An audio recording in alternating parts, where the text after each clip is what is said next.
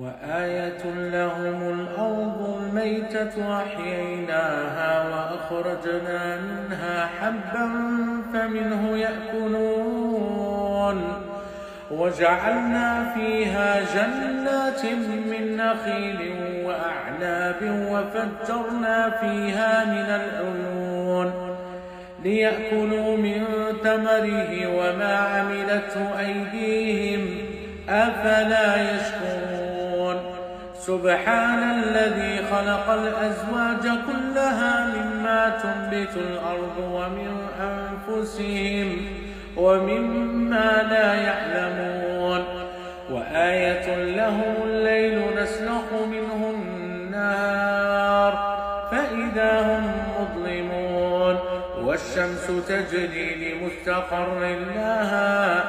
ذلك تقدير العزيز العليم والقمر قدرناه منازل حتى عاد كالعرجون القديم لا الشمس ينبغي لها أن تدرك القمر ولا الليل سابق النهار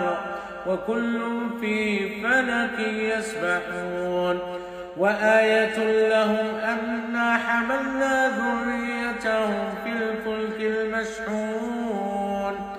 وخلقنا لهم من مثله ما يركبون وإن نشأ نغرقهم فلا صريخ لهم ولا هم ينقذون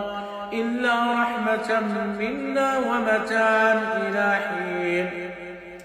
وإذا قيل لهم اتقوا ما بين أيديكم وما خلفكم لعلكم ترحمون وما تأتيهم من آية من آيات ربهم إلا كانوا عنها معرضين وإذا قيل لهم أنفقوا مما رزقكم الله